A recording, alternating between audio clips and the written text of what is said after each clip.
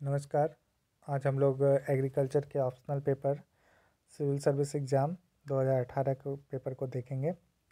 देखिए, इसके जो पेपर होते हैं दो सेक्शन में बटे होते हैं और टोटली आपको 5 क्वेश्चन ही करने हैं।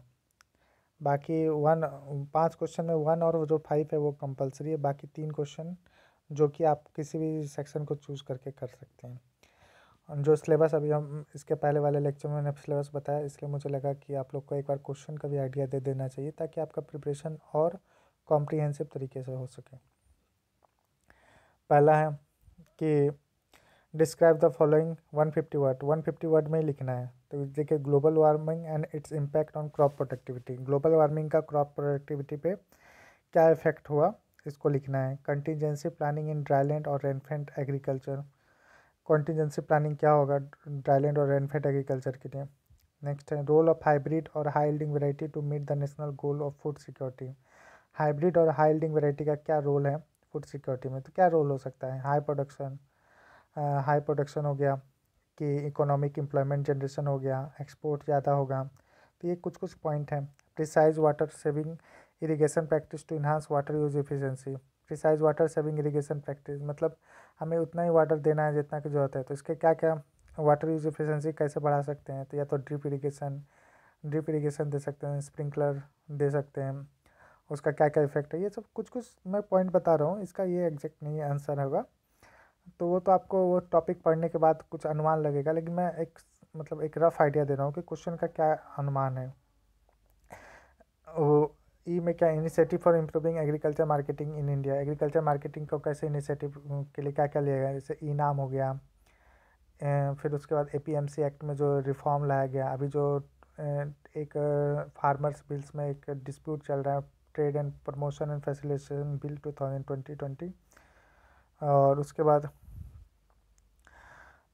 नेक्स्ट है discuss the importance and method of water harvesting in different agro ecosystem. Different agro ecosystem में वाटर हार्वेस्टिंग स्ट्रक्चर क्या क्या होता है, जैसे डैम बनाना, चेक डैम बनाना, ये सारी चीज़ों के बारे में।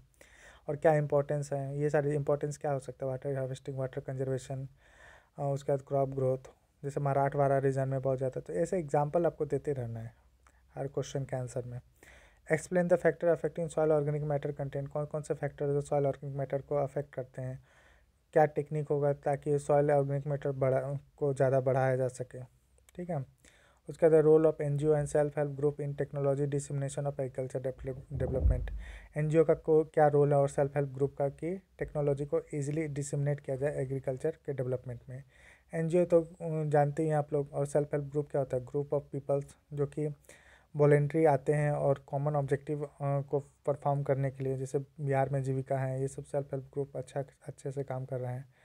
नेक्स्ट है describe the comparative package of practice of direct seeded aerobic rice and SRI. दोनों के बारे में package and practice, direct seeded aerobic rice के बारे में, एसआरआई के बारे में।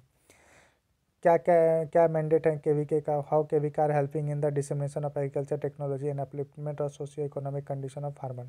देखिए, एक क्वेश्चन तो इसमें डायरेक्ट पूछा है, क्या केवीके क्या है, उसके क्या मैंडेट है, जो मैंने पिछले लेक्चर में पढ़ा दिया है कि मैंडेट आप एकदम इजीली वहाँ से आप लिख सकते हैं। और केवीके कैसे एग्रीकल्चर टेक्नोलॉजी को डिसमिनेट कर रहा है, इसको एक पार्ट ये हो गया। दूसरा पार्ट क्या है? दूसरा पार्ट है इस क्वेश्चन का upliftment of socio economic condition. तो आपको एक पॉइंट में डिसमिनेशन ऑफ एग्रीकल्चर टेक्नोलॉजी को देखना है, दूसरे पॉइंट में अपलिफ्टमेंट को देखना है। तो कैसे डिसमिनेशन में क्या कर रहा है? एक तो लोकल लेवल पे उसको फार्मर को ट्रेनिंग प्रोवाइड कर रहा है, उसके बारे में डिटेल्स प्राइसिंग के बारे में बता रहा है। कोऑपरेटिव के थ्रू भी आप कह सकते हैं सरकार क्या लोन देना चाह रही है, आपका क्या फ़ायदा होगा। और सोशियो इकोनॉमिक कंडीशन जैसे लाइवलीहुड, इकोनॉमिक, एम्प्लॉयमेंट जनरेशन, ये सारी चीज़ें। एक क्वेश्चन को ब्रेक करके लिखना है। 20 मार्क्स के हैं, यानी पहला 10 मार्क्स तो आपका पहला वाला पार्ट हो गया, दूसरा वाले पार्ट को 2 पार्ट हैं, तो उसको उस हिसाब से लिखना है। नेक्स्ट में है discuss the utility of remote sensing in context of Indian agriculture. Remote sensing का क्या रोल है इंडियन एग्रीकल्चर में? What changes occur in rice puddle soil. Rice puddle soil में क्या चेंजेस जरूरी है? And describe the fate of nitrogen and practice for enhancing nitrogen use efficiency in such soil. Nitrogen use efficiency उस soil में कैसे बढ़ा सकते हैं? नेक्स्ट है describe the type and benefit of non conventional forestry system. Non conventional forestry system के क्या types हैं और क्या फ़ायदे हैं? State the characteristic of suitable tree species for non conventional tree. उसके नेक्स्ट में what is the phenomena of herbicide resistance in wheat.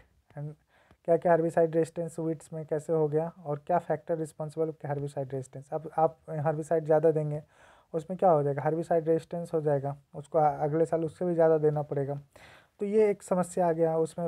उसमें ये भी हो गया कि फूड में वो उसी कंटेंट मात्रा में रह जाता है जो फाइनली डिजीज़ कॉज करता है। तो ये सेक्शन ए का पार्ट हो गया। सेक्शन ए में कितने क्वेश्चन हैं, 4 क्वेश्चन। 4 क्वेश्चन में पहला क्वेश्चन तो कंपलसरी है, वो आपको लिखना ही है। उसके बाद 2, 3, 4 इनमें से कोई एक क्वेश्चन लिख सकते हैं या 2 क्वेश्चन लिख सकते हैं, ये आपकी मर्जी पे है। दूसरे पार्ट बी में क्या है, describe the following about 150 word. पहला है कि innovation in biological weed management. Biological weed management क्या क्या इनोवेशन, तो वही है biological weed management, Trichogramma chilonis, sorry ये तो in pest management. Weed management में क्या क्या है, जैसे प्रिकली पियर को कैसे कंसिडर कर रहे हैं, और आइकॉर्निया क्रैसिप्स, ये सारी चीज़ों के लिए। Role of forest in carbon sequestration. Sequestration क्या होता है, कार्बन को लैंड में ले जाना, मतलब उसको ये करना, कंजर्व करना। सिक्वेस्ट्रेशन का क्या रोल है फॉरेस्ट्री का, ये भी देखना। Problem and reclamation of saline and sodic soil. अब ये सैलाइन सॉइल के प्रॉब्लम कोई बताइए, रिक्लेमेशन कोई बताइए, सोडिक सॉइल के प्रॉब्लम और reclamation. Use of ICT in agriculture extension. क्या क्या रोल है आईसीटी, मार्केटिंग है, एक्सपोर्ट है, प्रोडक्शन है, डिसमिनेशन है, एग्रीकल्चर एक्सटेंशन है। Role of organic farming for sustainability and profitability. Organic farming क्या रोल है, सस्टेनेबिलिटी एंड प्रॉफिटेबिलिटी। ठीक है, सिलेबस में क्या लाइन है, ऑर्गेनिक फार्मिंग। यहाँ कैसे क्वेश्चन पूछा गया कि सस्टेनेबिलिटी और प्रॉफिटेबिलिटी के लिए क्या है, तो आपको सस्टेनेबिलिटी के लिए एक पॉइंट बनाना होगा, उसके 4-5 पॉइंट देने होंगे, फिर प्रॉफिटेबिलिटी के 4-5 पॉइंट देने पड़ेंगे। इसलिए मैं कहता हूँ कि सिलेबस को जब आप पढ़िए तो उसका बेसिक, सिलेबस का बेसिक चीज़ें तो आपको पता होनी चाहिए। उसके बाद आपकी राइटिंग प्रैक्टिस जितनी अच्छी रहेगी, आप क्वेश्चन को लिख ले जाएंगे। What are the different source of crop and source of soil and water pollution. क्या क्या सोर्स है सॉइल पॉल्यूशन के, वाटर सॉइल के क्या क्या हैं। एक तो आप वो डंपिंग ऑफ वेस्ट करते हैं, दूसरा कि हाई पेस्टिसाइड डालते हैं। फिर वो क्या होता है कि हम लोग वहाँ अगर टेम्परेचर ज़्यादा है तो उसमें सैलिनिटी आना शुरू हो जाता है, ओवर इरिगेशन कर दिए, ये भी है। वाटर पोल्यूशन का है, वाटर पोल्यूशन वो पेस्टिसाइड जब वो पानी में मिल जाएगा तो वाटर पोल्यूशन क्रिएट करेगा। ये सब चीज़ें हैं, ये सब discuss the impact of soil. क्या इम्पैक्ट होगा उसके क्रॉप प्रोडक्टिविटी में, हमेशा नेगेटिव, लो प्रोडक्टिविटी। उसके बाद क्रॉप का ग्रोथ स्टंटेड हो जाएगा, हाई कॉस्ट ऑफ कल्टिवेशन बढ़ जाएगा। ये सारी चीज़ें हैं, ये लॉजिकली डेवलप होगी, एक चीज़ से दूसरी चीज़ कनेक्ट हो जाती है। Discuss the kind of bio fertilizer and their application method. Bio fertilizer कितने टाइप के होते हैं, क्या application, give the reason for their limited acceptance, क्यों इंडियन फार्मर उसको लिमिटेड एक्सेप्ट कर पाया। उसका describe the crop insurance and its implication. Crop insurance क्यों जरूरी है, उसके क्या प्रभाव है। Note the government initiative crop, जैसे प्रधानमंत्री फसल बीमा योजना, ये सबसे ज़्यादा है। उसके पहले क्या था, नेशनल एग्रीकल्चर इंश्योरेंस स्कीम। ठीक है, ये सारी चीज़ें। Explain the principle of conservation agriculture. Conservation agriculture क्या प्रिंसिपल है, क्या प्रैक्टिस और इम्पैक्ट है कंजर्वेशन एग्रीकल्चर का इंडियन रेशियो में। एक ये न्यूमेरिकल्स दिया हुआ है। उसके बाद explain the strategy of doubling of farm income by 2020। Ashok Dalwai की कमेटी का रिकमेंडेशन था, तो वो भी मैंने पढ़ा दिया है पिछले लेक्चर में, वो आप देख सकते हैं, डबलिंग ऑफ फार्मर इनकम से रिलेटेड। फिर व्हाट इज़ द और उसके बाद agriculture export policy. What are the status of oil seed production and constant and their production in India. Describe the strategy for attaining self sufficiency in oil seed production. Oil seed production में हम कैसे self sufficiency हो सकते हैं। Next है, एक good farm plan के लिए क्या कैरेक्टरिस्टिक फीचर हैं, क्या टेक्निक अडॉप्ट करना चाहिए कि फार्म मैनेजमेंट प्रॉब्लम को, ये भी मैंने पढ़ा दिया। फ्रंट लाइन डिमोन्स्ट्रेशन क्या है, how did they help in boosting the production and productivity of crop. Front line demonstration कैसे ये प्रोडक्शन और प्रोडक्टिविटी के लिए हेल्पफुल है। क्या advance what are the advances in chemical weed management. Chemical weed क्या क्या एडवांसेस हैं। देखिए, एग्रीकल्चर का जो है ना, वो क्रिप्स हैं जिन्होंने बीएससी एजी किया या बीएससी हार्टी किया, जो भी एग्रीकल्चर के कोर्सेज किए हैं, वो चीज़ों को कनेक्ट कर लेते हैं। ठीक है, आप एक चीज़ को ध्यान रखिए कि नोट्स ज़्यादा बड़ा नहीं होना चाहिए, नोट्स जितना ज़्यादा क्रिस्प हो, और उस मोर एंड मोर रिवीजन इस पे फोकस करना है, और राइटिंग प्रैक्टिस करते रहिए। मैं जो नोट्स दे रहा हूँ टेलीग्राम पे वो तो सही है, बट आप उसको अपने हैंड रिटन में लिखिए, बार बार प्रैक्टिस कीजिए, यही इसका एक सॉल्यूशन है। क्योंकि आप कितना भी कर लो, आपको ये 3 घंटे में लिखना है। आप एक बार अपने से घर पे एक बार प्रैक्टिस करना, आप 3 घंटे में लिख पाते हो कि नहीं लिख पाते हो।